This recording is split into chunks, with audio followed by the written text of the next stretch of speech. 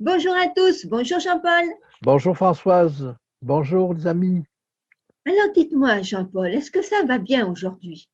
Oui, oui, oui, ça va, ça va.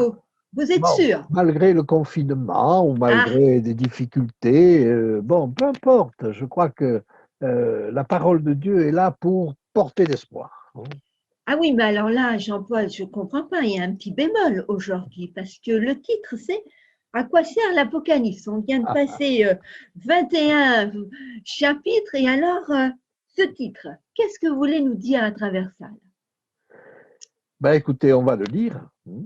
On va D'accord, le lire. Voilà. Alors, je vous propose de lire le verset 7.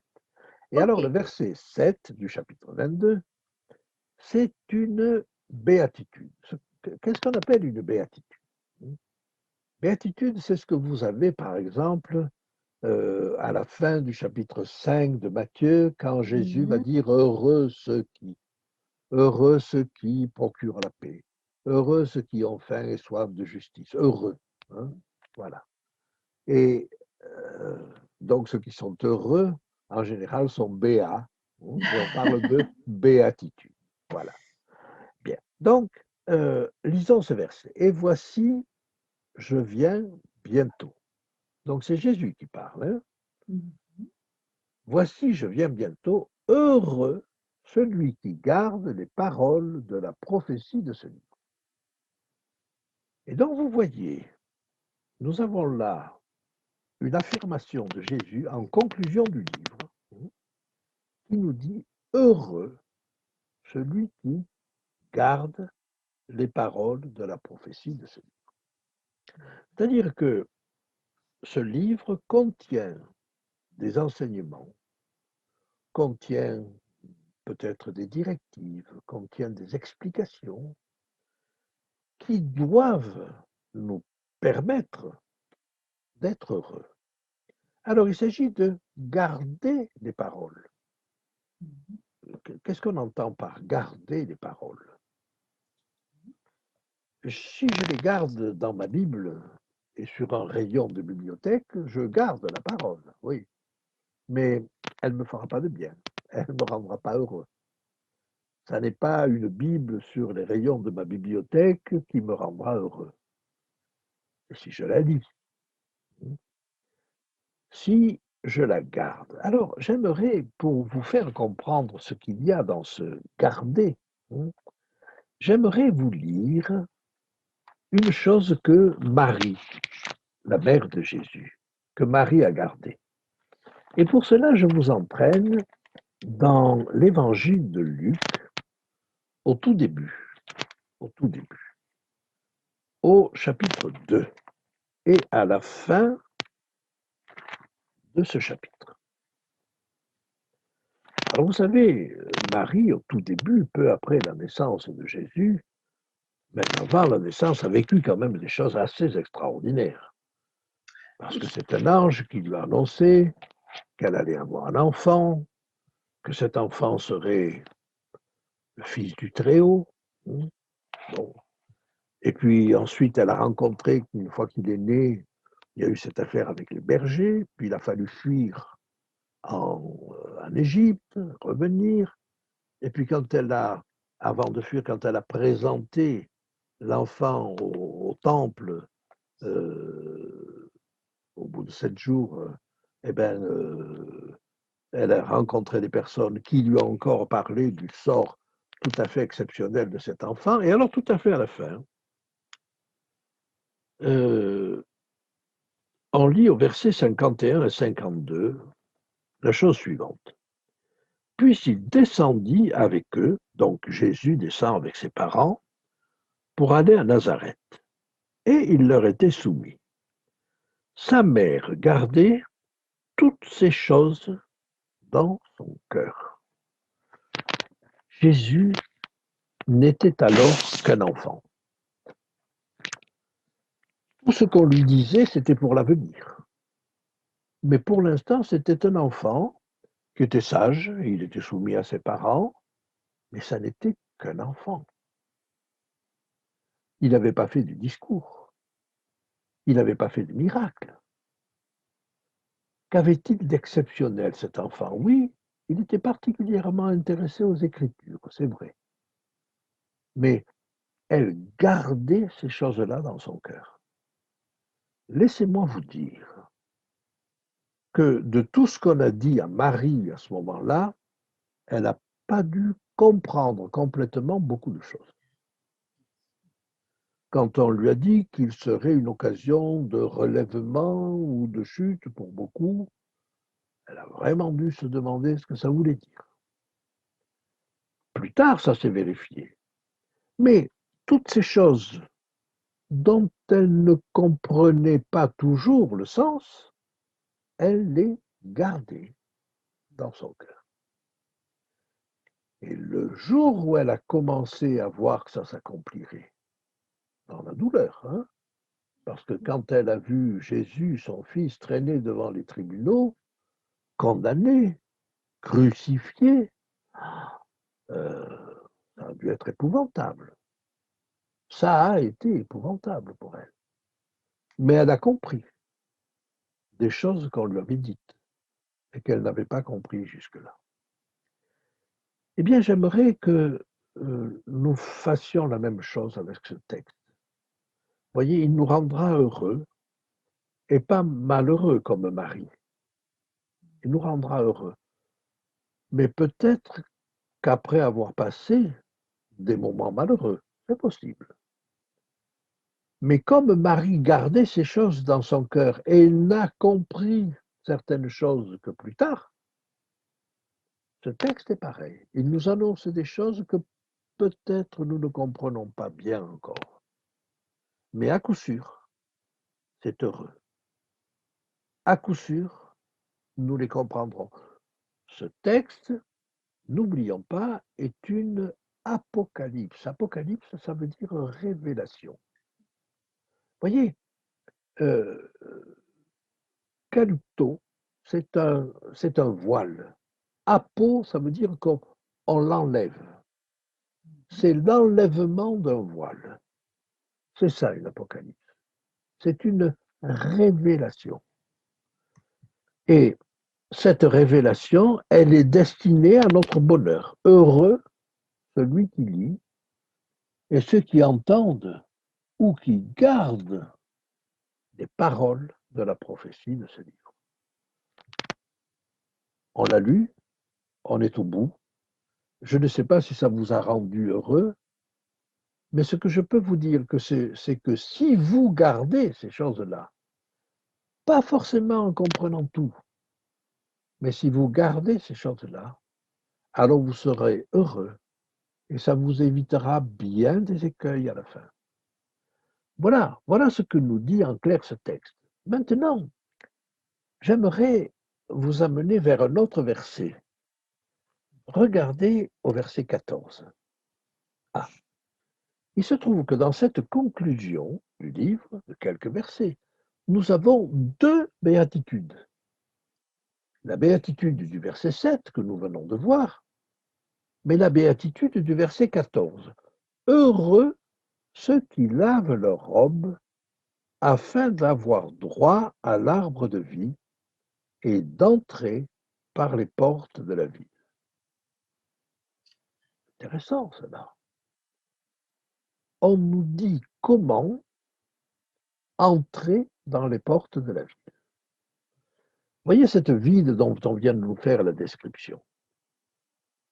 Cette ville dont on vient de nous dire et de nous expliquer que c'est un jardin à l'intérieur. C'est un jardin où on pourra voir Dieu, où on pourra être tout près de lui,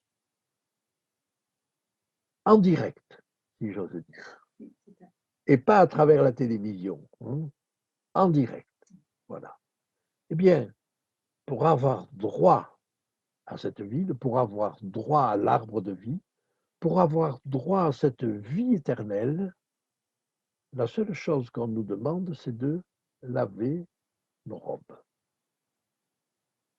Alors, qu'est-ce que c'est laver nos robes?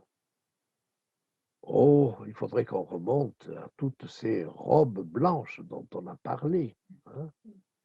Je vous rappelle, c'est ce qui se passait au chapitre 7.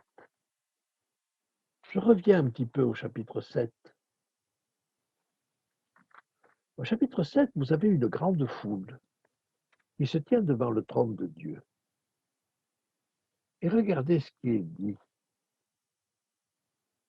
Verset 13. Et l'un des vieillards prit la parole et me dit, ceux qui sont revêtus de robes blanches, qui sont-ils et d'où sont-ils venus?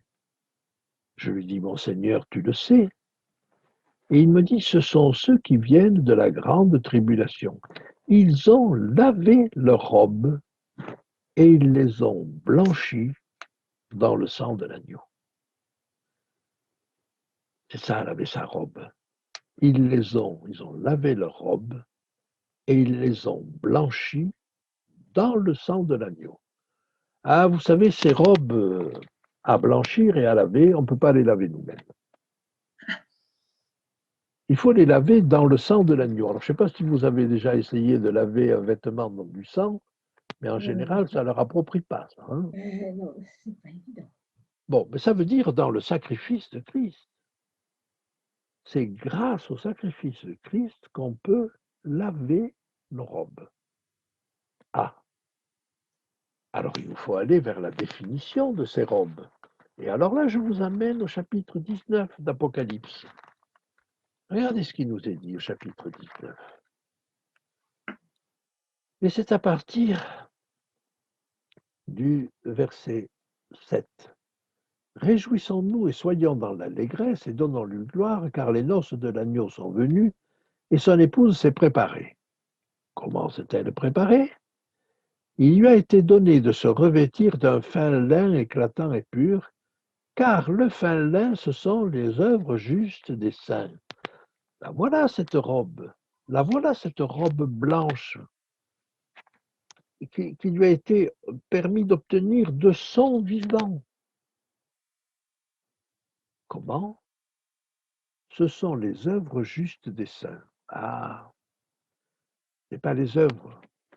En grec, c'est dikaioma. C'est la justice. Mais c'est une justice vécue. Une justice vécue de tous les jours. Je sais que les jeunes ont le sens de la justice. Ils n'aiment pas quand il y a un traitement distinctif entre plusieurs personnes et qu'on n'applique pas la même règle à tout le monde. Ils n'aiment pas. Ils ont la notion de la justice. Ils ont la notion du vivre juste. Eh bien, la robe blanche, c'est ça. C'est vivre juste. C'est vivre en justice. Alors, heureux ceux qui lavent leur robe. Ceux qui lavent leur robe, c'est que leur robe n'est pas encore tout à fait propre. Hein, mais qu'on cherche à la rendre propre. C'est-à-dire qu'ils cherchent à rendre leur vie propre. Ils cherchent à rendre leur caractère propre. Heureux ceux qui lavent leur robe. Heureux ceux qui ont cet objectif, cette perspective de laver leur robe, de laver leur caractère, de laver leur vie de tout ce qui n'est pas bien, de tout ce qui est souillé, de tout ce qui n'est pas selon Dieu. Voilà. Y arriveront-ils? Peut-être pas complètement. Mais l'objectif, c'est pas ça. L'objectif, c'est d'être sur ce chemin. C'est d'avoir cette intention. Vous voyez, c'est au niveau de la pensée, c'est au niveau de l'intention, c'est au niveau du projet. Et quand on a ce projet et qu'on veut réussir, alors on met tout en œuvre. Heureux ceux qui lavent leur robe. Je vous le redis donc au verset 14. Heureux ceux qui lavent leur robe afin d'avoir droit à l'arbre de vie et d'entrer par les portes de la vie. Mes amis, il y a des choses qui ne vont pas dans vos vies, dans la mienne non plus. Est-ce que vous allez vous contenter de cela ou non? C'est le secret pour entrer dans la vie. C'est le secret pour être en conformité avec cette béatitude. Si vous avez ce projet, si vous avez cette intention, alors vous pouvez laver votre vie, vous pouvez laver vos actes, vous pouvez laver votre caractère. Comment? Dans le sang de Jésus, en contemplant Jésus. C'est le seul moyen de changer. Tous vos efforts pour changer sans cette lessive vous rendront inefficaces. Mais tous vos efforts avec cette lessive, avec ces ingrédients, vous rendront efficaces et vous permettront de remporter des victoires. Et vous le savez, les plus grandes victoires, ce n'est pas celles qu'on obtient sur les parents, ce n'est pas celles qu'on obtient sur les copains, ce n'est pas celles qu'on obtient en faisant pression, c'est celles qu'on obtient sur soi-même, sur ses erreurs. Et par Jésus, par le sang de Jésus, en regardant ce qu'il est, en regardant comment il a fait, alors là, vous avez un secret. Voilà. Voilà le secret de ceux qui sont appelés à être heureux. J'ai envie de vous dire simplement, sur la base de ce texte, soyez heureux. Mais soyez heureux parce que vous aurez eu cette perspective de laver vos robes, de laver vos vies, de laver vos caractères à la lumière du sacrifice de Jésus. Merci beaucoup, Jean-Paul, sur ces paroles réconfortantes. Voilà, d'être heureux, et nous avons besoin de cette espérance pour être heureux actuellement, dans ce monde un peu compliqué. Merci, à bientôt. À bientôt Françoise, et à vous jeunes gens.